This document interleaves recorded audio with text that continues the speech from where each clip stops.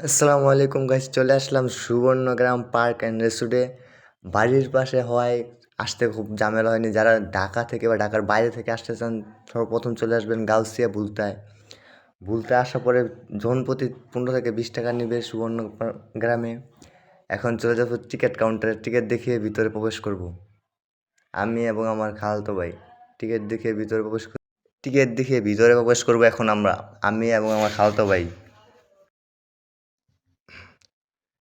Ticket নিচ্ছে। আমাদের একটু সিরিয়াল ছিল, কিন্তু যেতে কোনো অসুবিধা হয়নি। লিফটের ব্যবস্থা আছে এবং যারা সিঁড়িতে উঠতে কষ্ট হয় বা অসুবিধা হয় তাদের জন্য লিফটের সুব্যবস্থা আছে।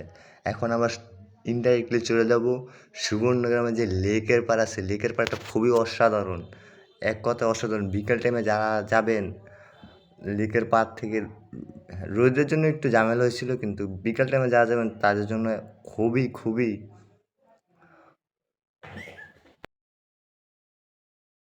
আমার খালাতো ভাই আবার ক্যামেরার সামনে এসে আবার মুখ দেখাচ্ছে। এখন আমরা চলে যাব লেকের পাড় দিয়ে হেঁটে বোর্ডের রাইড খোঁজার জন্য। এখন যাচ্ছি, দেখেন সুবর্ণগ্রামের লেকটা খুবই অসাধারণ।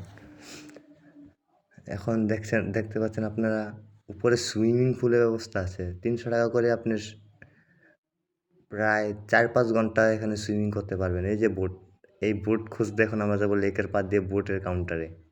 এখন তো খুবই সুন্দর একটি ব্যবস্থা। এখন এই যে বোটের টিকিট কাটছি আমরা, জন প্রতি 100 টাকা করে। বোটে এসে বললাম লাইফ জ্যাকেট পরে নেবেন অবশ্যই। বোটের রাইডটা খুবই ভালো লাগছিল, কিন্তু এক রাউন্ডে 1 মিনিটে একটু বেশি। আরেক রাউন্ড দিলে ভালো হতো, কারণ 100 টাকার ভিতরে তো বোটে আমরা ঘুরছি। এখন বোটের রাইডটা খুবই অসাধারণ লাগলো এবং পানি ভিজে গেছিল, পানিতে সামনে বসছিলাম। আমার খালাতো ভাই খুবই এনজয় ফিল করছে। আমার কাছে খুব ভালো লাগলো বোটের রাইডটা, কিন্তু আরেকটা রাউন্ড দিলে আরও ভালো লাগতো। দেখে বোটের স্পিড খুবই খুবই দ্রুতগামী বোট আর কি। তার আগে গিয়েছিলাম বঙ্গোপসাগরে যে বোট রাইডগুলো চলে, ওইগুলোর মতো স্পিড। খুবই এনজয় করতেছি আমরা। যারা আসতে চান, আবারও বলছি ঠিকানা গুলিস্তান বা সায়দাবাদ থেকে বুলতাগাউসে চলে আসবেন। বুলতাগাউসে থেকে যে কোনো রিক্সা বা অটো দিয়ে চলে আসবেন সুবর্ণগ্রামে। জনপ্রতি 20 টাকা করে ভাড়া বা 15 টাকা করে।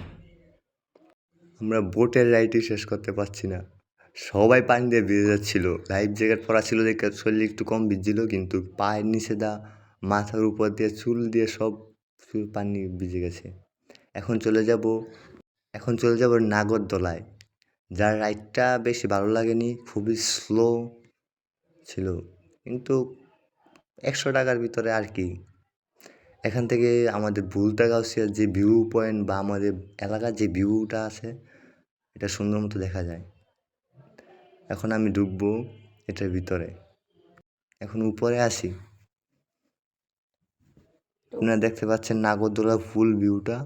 এখান থেকে এই যে আস্তে আস্তে আমরা ওখানে উপরে যাব, নাগরদোলা দিয়ে উপরে উঠবো আস্তে আস্তে। দেখেন আপনারা সবাই, নাগরদোলা থেকে নিচের ভিউটা আপনাদেরকে দেখাবো। আমার খালাতো ভাই তো খুবই এনজয় ফিল করছে এখানে। এই যে দেখুন, গ্রামের ভিতরে এত সুন্দর একটা পার্ক অ্যান্ড রিসোর্ট, অকল্পনীয়। আবারও বলছি, যারা বাংলাদেশের ভিতরে সিঙ্গাপুরে ফিল নিতে চান তারা এখানে আসুন। তাদের যে রাইডগুলো আছে বেশিরভাগই বাংলাদেশের ভিতরে নাই, আর কোনো পার্কে এরকম রাইড নাই বললেই চলে। আর তাদের রাইডগুলো তাও খুবই অসাধারণ।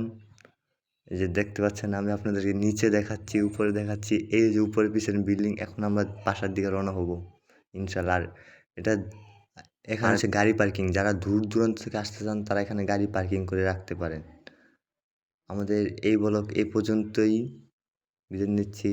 নেক্সট ব্লগে দেখা হবে ইনশাল্লাহ।